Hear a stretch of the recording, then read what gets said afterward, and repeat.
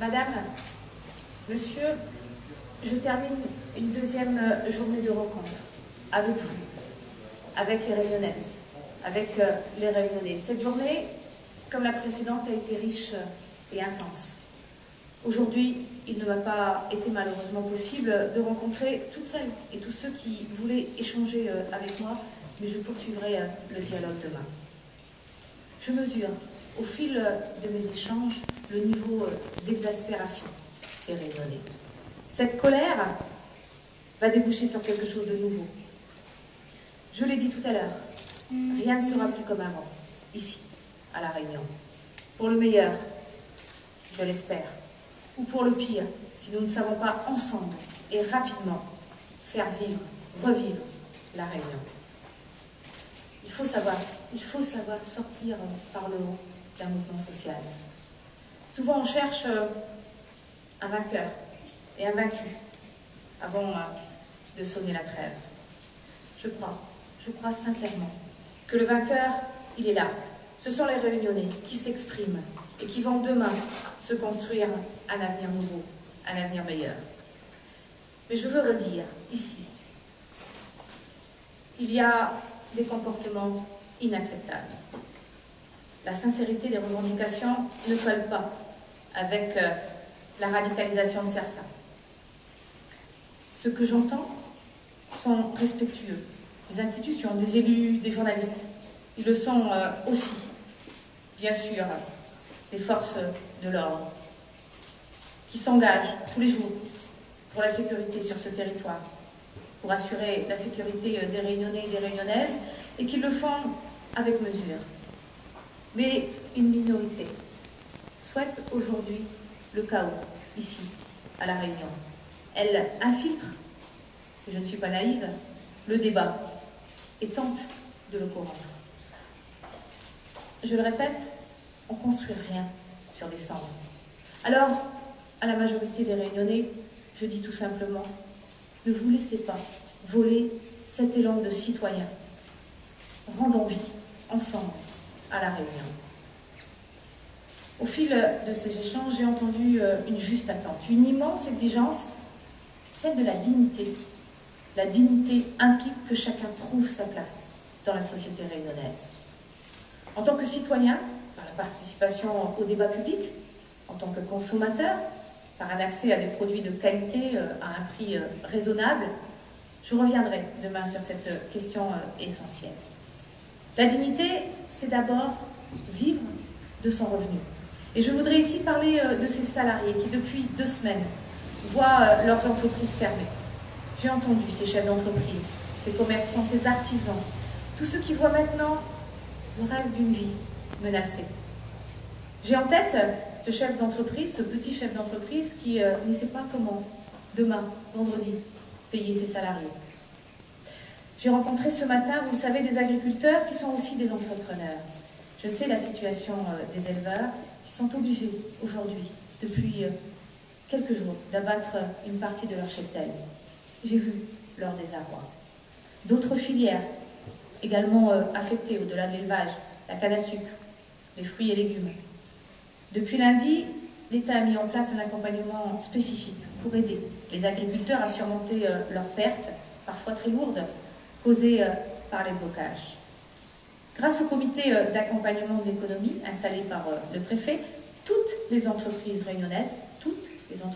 réunionnaises peuvent bénéficier de plusieurs mesures d'urgence.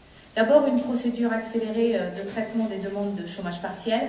Hier soir, je vous en parlais, eh bien, malheureusement, ce soir, le chiffre a encore grossi. C'est maintenant 657 entreprises et 8000 salariés qui en font la demande. Autre mesure, un étalement sur 3 mois des échéances fiscales et sociales qui seront traitées entreprise par entreprise. Mais également des prêts de trésorerie accordés par les banques aux entrepreneurs avec une garantie publique apportée par la Banque publique d'investissement, la BPI. La BPI qui pourra aussi reporter certaines échéances de remboursement de prêts pour alléger la trésorerie des entreprises touchées par les événements. La dignité, c'est aussi l'emploi de tous, dans le secteur privé d'abord. Sous l'autorité du président de la République et du Premier ministre, j'ai engagé une réforme majeure depuis un certain nombre de mois pour soutenir et dynamiser le tissu économique et gagner la bataille de l'emploi. Je suis maintenant prête. Les Réunionnais que j'ai rencontrés aujourd'hui ont poussé un cri unanime. Nous ne voulons pas d'aide, nous voulons des emplois. Eh bien, je leur réponds. Cette réforme leur répond. La réforme que je propose porte sur 2,6 milliards d'euros pour les économies d'outre-mer. Elle a 3 objectifs. 0 charge autour du SMIC pour faciliter les embauches. Nous avons bien sûr voulu là favoriser les secteurs, un certain nombre de secteurs, et je veux ici les citer. Secteur de la production locale, l'industrie, l'agriculture, le tourisme, le BTP et l'environnement.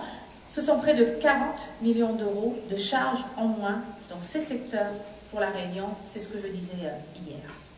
Soutenir la croissance des entreprises, ça se fait aussi en diminuant les impôts, grâce à la nouvelle zone franche d'activité que l'on va mettre en place à compter du 1er janvier 2019.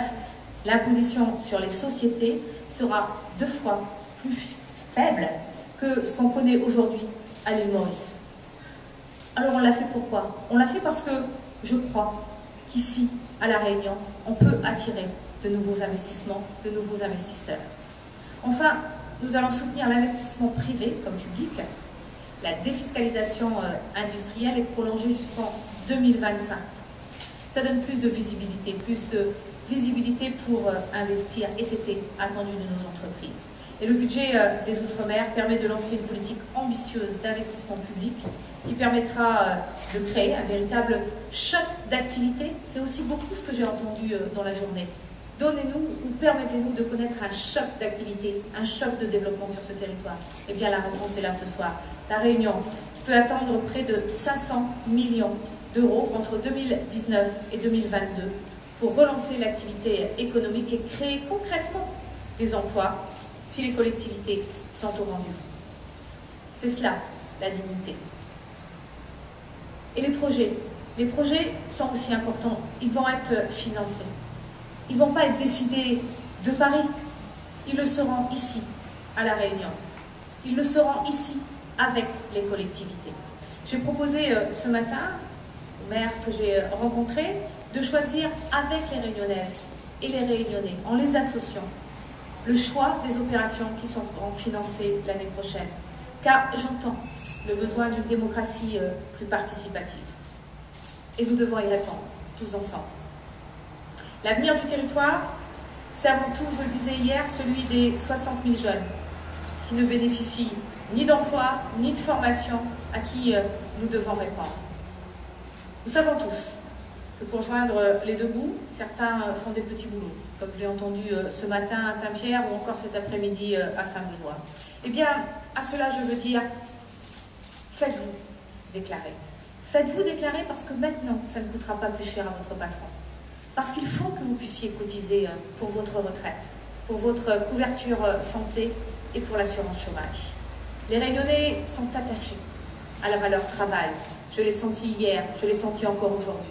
Eh bien, nous mettons au cœur de notre projet la valeur travail pour y répondre. Cette réforme d'ampleur, au bénéfice des entreprises, elle doit changer la donne. Je la porte, je l'assume, mais pas sans contrepartie de leur part. Il doit y avoir des contreparties sur l'emploi, c'est évident. J'ai parlé d'un compteur emploi. Il doit y avoir des contreparties sur les prix, c'est important. Des contreparties également dans le dialogue social. C'est cela aussi, la transparence qu'on m'a demandé et ma méthode. C'est ça aussi, l'exigence.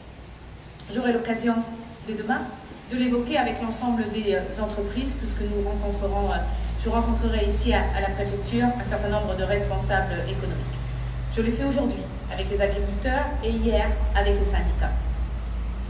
La solidarité nationale qui s'exprime à travers ces 1,9 milliard d'euros consacrés à l'ensemble de l'outre-mer, à l'abaissement du coût du travail, ce n'est pas un cadeau, c'est un engagement réciproque.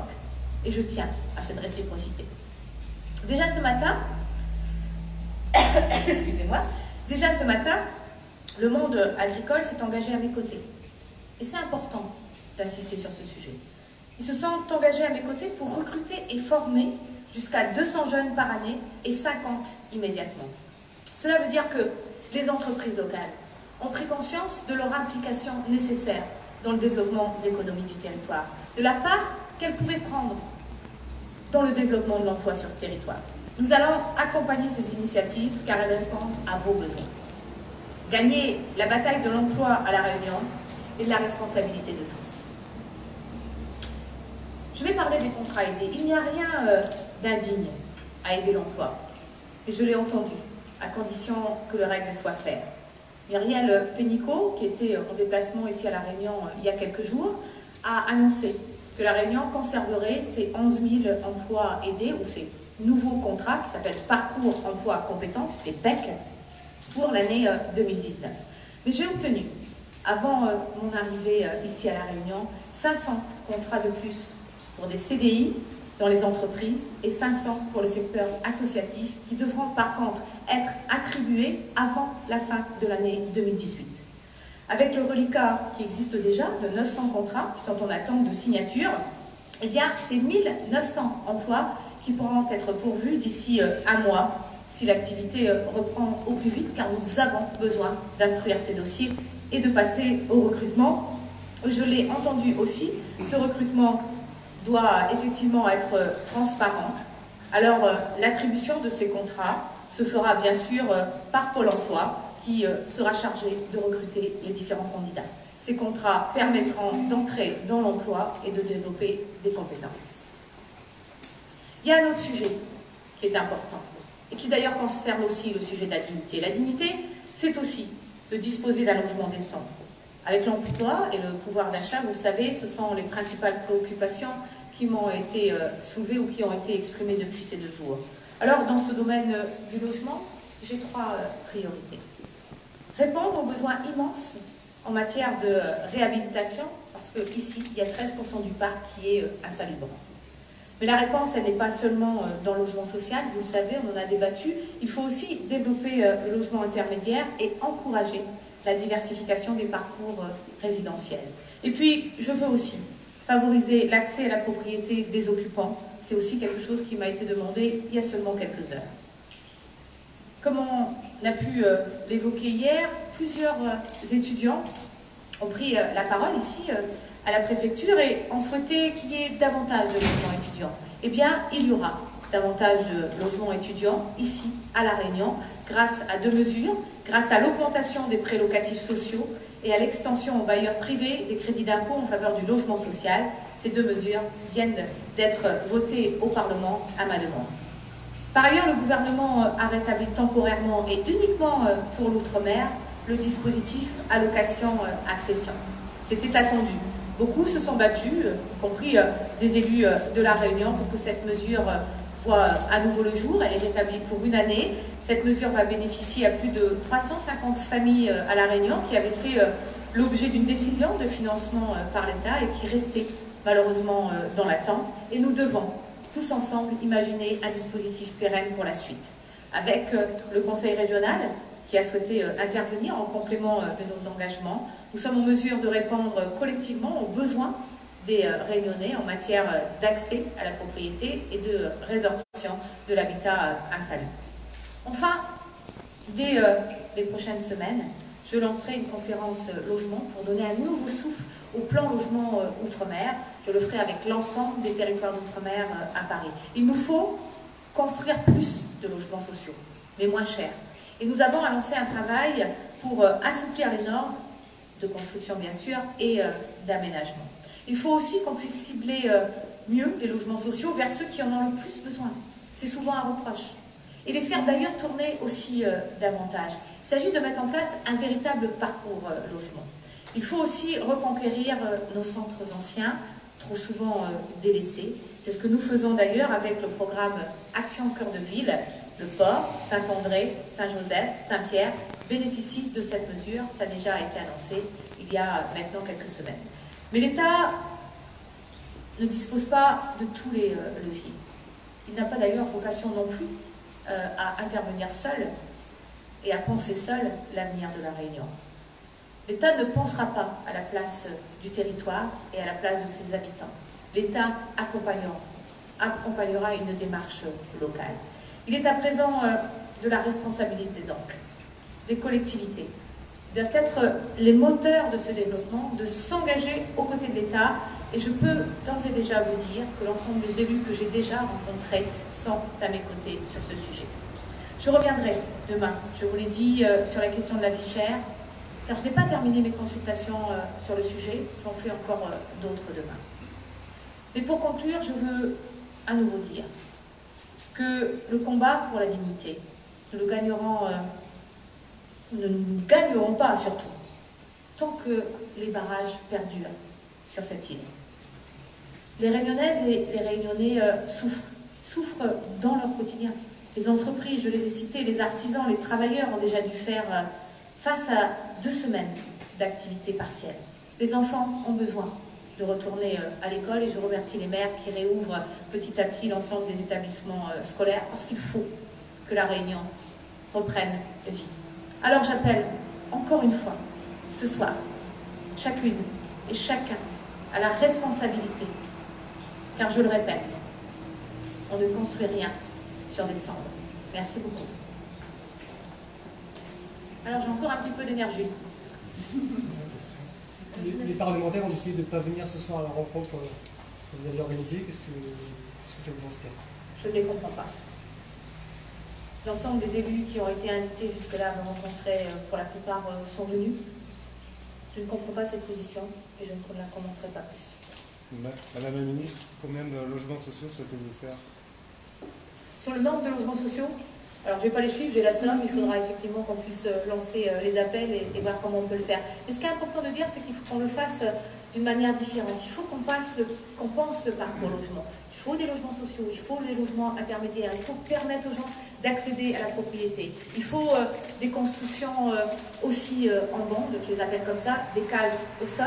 Je crois qu'on dit ici à La Réunion pour répondre aussi aux besoins traditionnels de La Réunion et que chacun puisse vivre comme il a envie de le faire. Est-ce que vous ferez d'autres annonces sociales demain?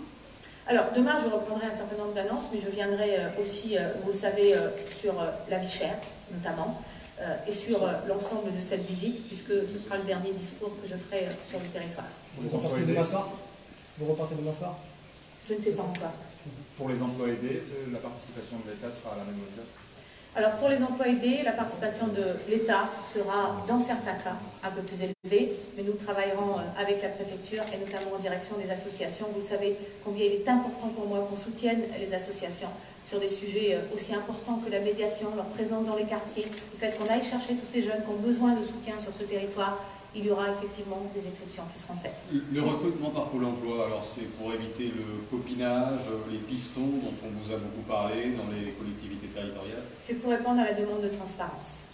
Concernant les zones franches, ça concerne l'ensemble du territoire dans des domaines bien particuliers? Aujourd'hui, ça concerne tout le territoire dans les secteurs que j'ai cités. Et le taux d'imposition? Il sera de 7%. Vous évoquez une nouvelle fois la fin des barrages. Plusieurs fois, vous réitérez cette demande. Pour le moment, elle n'a pas été écoutée. À partir de quand est-ce que l'État va du coup supplanter par la force demander aux barragistes de quitter les boues? Je crois que vous avez vu ma méthode. Ma préférence est le dialogue. Je le fais depuis 2 jours. Je continuerai le dialogue.